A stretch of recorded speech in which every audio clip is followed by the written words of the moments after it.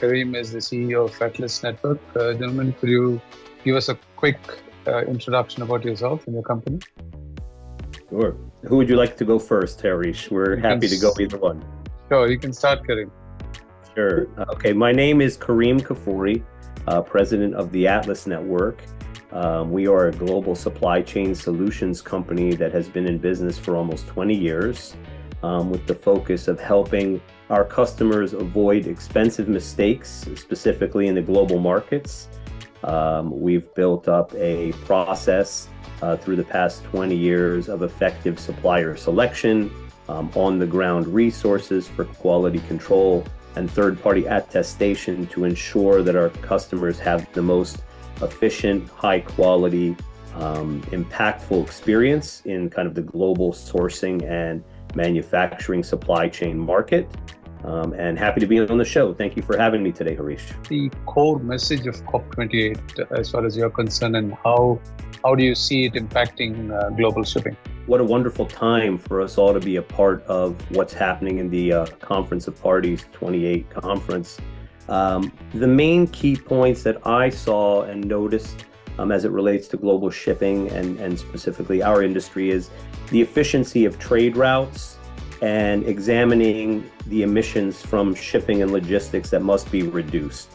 And specifically that if shipping was a country, that it would be the 8th largest harmful emissions producer in the world. So we've come to a place where we really understood and sort of categorized, the impact to greenhouse that shipping and logistics has. And a lot of the new solutions and innovations that were being discussed was primarily around a net zero emissions by 2050, which was a target and goal that many of the attending and collaborative countries and organizations have decided to work diligently towards in their own ways, including some of the largest oil refineries such as Aramco. Some of the largest shipping lines in the world were obviously in attendance. And many of these discussions also ranged around the green corridor initiatives, around some of the longest, highest emission producing routes, such as Shanghai to Los Angeles, which is one that we do all the time in our business, importing from Asia to the United States.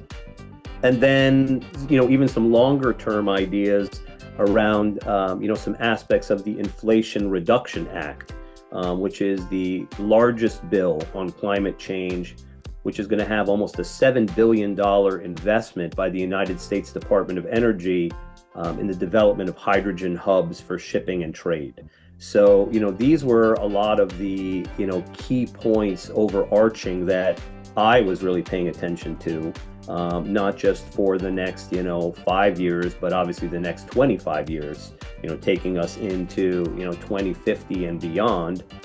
So it's pretty exciting, and I think that there's a lot to be learned and look after, but, I obviously look to your thoughts and also to Constantine's thoughts, who's experts around, emissions and so forth. And, but yeah, those are some of my takeaways from COP28. Great insights. These decisions that have been made at COP28, Kareem, how do you see them affecting the CPI, the Consumer Price Index, and will it affect any of the sourcing strategies for some of your customers maybe? I definitely do think so. I mean, first and foremost, I just want to say, just coming back to what you were saying and what Constantine was saying, is that legislation is one thing, but what's really interesting to see is the adoption, right? You basically have, the largest players in the space, as you sort of said before, Harish, that are this kind of fraternity of shipping and logistics that are getting on the same page at least. And this is going to be very important because what you're going to have is you're going to have a certain level of higher upfront costs as we develop some of these new innovations and technologies that reduce emissions and new fuel alternatives and so on. But ultimately, you're going to end up having a certain level of accelerated return and efficiencies and cost reductions through time, right? I almost liken it to the development of the computers, right? In the beginning, all of these computers cost, thousands of dollars. Now you can buy a computer that has the capabilities that, are 1,000 times more than their predecessors for fractions of a penny. And I kind of feel like this is sort of the similar type of idea that, up front, there are going to be some initial costs. They're going to have to be baked in to the industry, baked into the pricing by different businesses and so forth, because everyone has kind of raised the bar regarding new standards that have to be made and met to actually even do business, right? It becomes a cost of doing business. But with the idea that there will be ultimately some levels of return, and that there would be some additional cost efficiencies, maybe some additional efficiencies on the water as well. I think it's also quite important that by moving to some of these alternatives, we also become a little bit less dependent on just traditional, fossil fuels and oil products and things of that nature, which tend to, fluctuate due to global events. This will also provide some level of less kind of price elasticity, which I think is important, because in shipping and logistics, we know that the cost can vary from day to day, week to week, and a lot of that has to do with kind of global resource management. So if we can kind of take some of that back by having a more sort of standardized alternative mechanisms of power and energy, then that will produce some level of more streamlined pricing as well, which I think is important. And, finally, as it relates to this, and again, just as far as general business justification for businesses having to pay a little bit more, is that, if we want to all still keep doing business, we need to figure this out. And we need to figure it out globally and as an industry. And that's what I see is the beginnings of what's happening with COP28 and some of these initiatives by IMO and Department of Energy, and everyone's sort of coming together trying to figure it out so that they can have as much of a 90% reduction in greenhouse gases through some of these steps and opportunities. These were some of the statistics that were kind of being thrown around. And to Constantine's point of 8% of fleet basically generating, let's call it 30% of some of the efficiencies that they're looking to achieve. Those could be obviously numbers for the press. Those could be numbers that are just to get people interested. But the point is that the conversation is relevant, right? And actions are being taken, and different groups are starting to produce their frameworks on how they, within their independent nations or within their independent business platforms, are going to work towards initiatives for the next 5 years, 10 years, 15 years, 20 years, which all will impact, costings, for consumer price index and so on, both in the short, which are going to probably have some levels of higher impacts, and then medium and longer term, where there'll be efficiencies, I believe. So this is kind of the way I'm seeing it. What action plan do you suggest to your clients? How can they get in becoming sustainable and taking care of becoming compliant with the requirements of COP28? How do you see that? Well, I think that there's two sides to that. On our side, obviously, as a global supply chain solutions company, we operate in many different aspects of the supply chain, and one of the big ones is obviously supplier selection at the beginning part.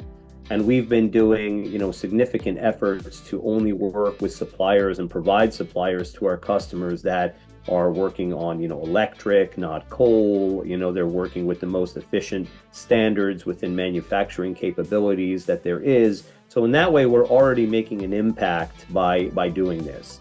We also, at the same time, when it comes to the materials selections of different products, are always suggesting different kinds of recycled materials or different kinds of organic type of bioorganic materials that can break down more easily for the environment and so forth.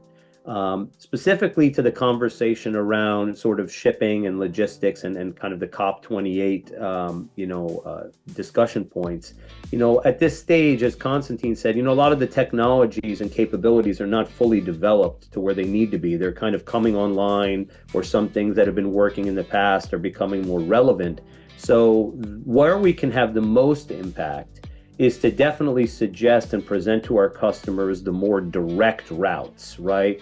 The routes where, the container doesn't leave and stop in 2 and 3 different ports, because we know that by doing this, We're creating additional levels of complexity and emissions and so on and so forth. So more direct routes that basically reduce the time on the water, reduce certain levels of the emissions that can be produced, is a key point.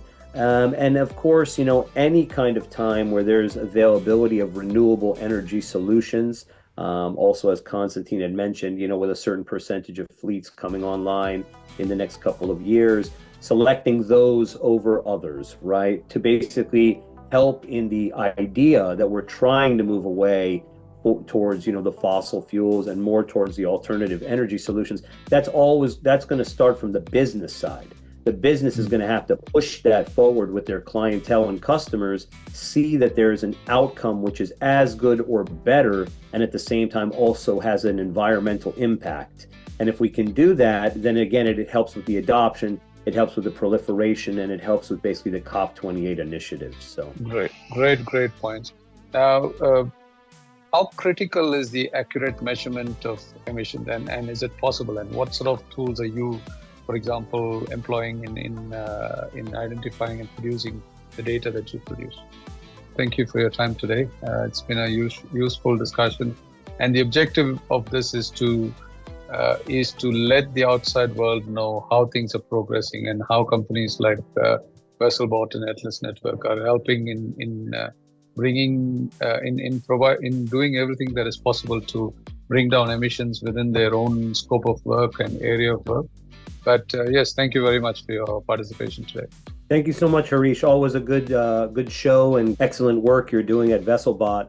We're hoping that will help, obviously, a lot of small to medium-sized businesses grow, feel that they can do their part, and help to really decarbonize as much as we can the supply chain. So thank you for all the work you're doing at Vesselbot as well.